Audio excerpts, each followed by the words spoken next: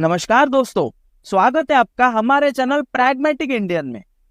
दोस्तों, हम सबको पता है कि 7 अक्टूबर 2023 को हमास ने इसराइल के ऊपर 5000 मिसाइल्स को लगातार लॉन्च किया था, जिसके चलते इसराइल के प्राइम मिनिस्टर बेंजामिन नेतान्याहू ने स्टेट ऑफ वॉर डिक्लेयर कर दिया।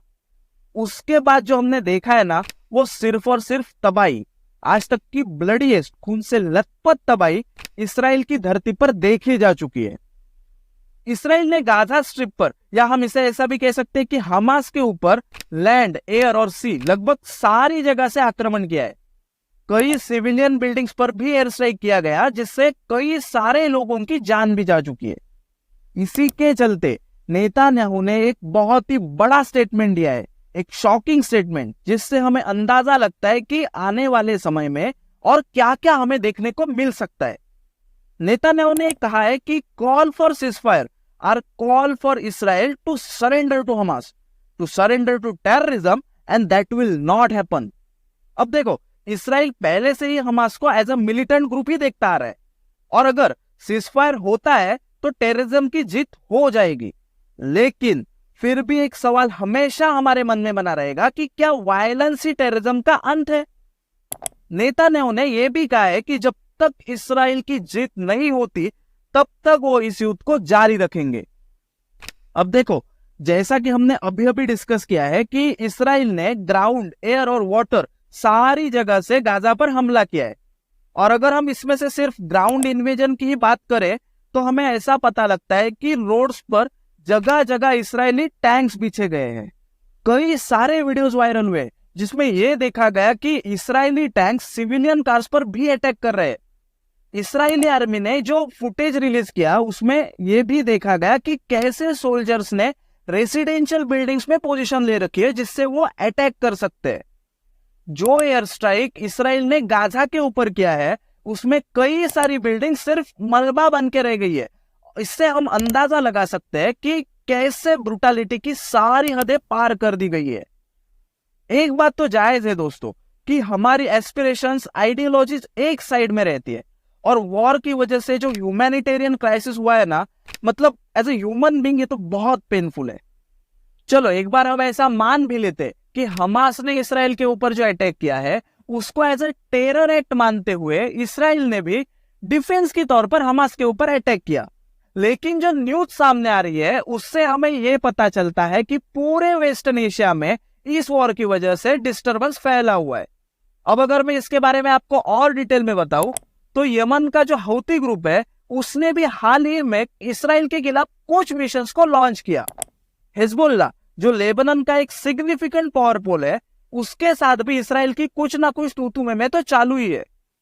सीरिया में भी इसराइल ने कुछ टारगेट्स को स्ट्रक डाउन किया।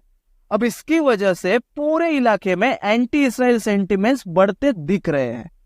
और कौन से बदलाव इस वॉर की वजह से जियोपॉलिटिक्स में हमें देखने मिलते हैं, एक बार हम इसके ऊपर भी नजर डालते हैं। दोस्तों, रिसेंटली सऊदी अरेबिया और इसराइल के बीच में जो स्ट्रेन्ड रिलेशंस थे, उस रिलेशंस के नॉर्मलाइज होने की भी चर्चा चालू हुई थी। आप स्क्रीन पर भी देख सकते हैं कि बहुत सारे न्यूज आर्टिकल्स पब्लिश हुए थे जो सऊदी इसराइल नॉर्मलाइजेशन की बात कर रहे थे। लेकिन अब इस वॉर की वजह से यह देखना हमारे लिए इंटरेस्टिंग होगा कि क्या ये दोनों क्लोज आ पाते हैं।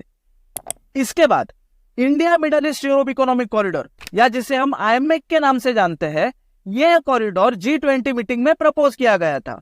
अब इस आईएमएक के ऊपर भी सवाल खड़े हो रहे हैं क्योंकि यह कॉरिडोर इसराइल से पास हो रहा है।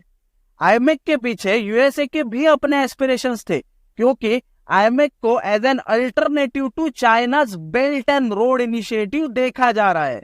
अब इस वॉर से इन एस्पिरेशंस पर कितनी रोक आती है ये तो हमें आने वाले समय में ही पता चलेगा।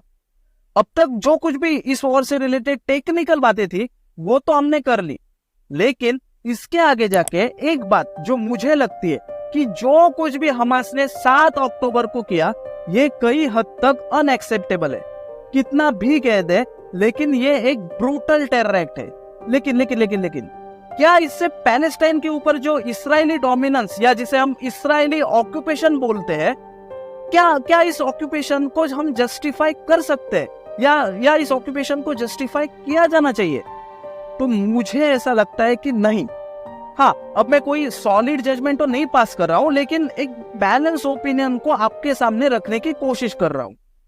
यूएन सिक्योरिटी काउंसिल या यूएनएससी का 242nd रिजोल्यूशन भी लैंड फॉर पीस की बात करता है।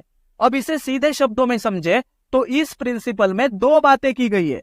एक तो इस्राएली फोर्सेस का गाजा स्ट्रिप से कंप्लीट विड्रॉल, और दूसरा इस पूरे इलाके में शांति प्रस्तावित करना।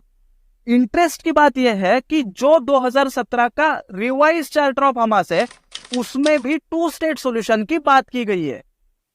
जैसे मैंने अभी अभी बोला कि इसराइल को हमास टेरर को कतई अंडर एस्टिमेट नहीं करना चाहिए, लेकिन इसराइल का सिविलियन किलिंग्स भी ह्यूमैनिटी के साथ नहीं है।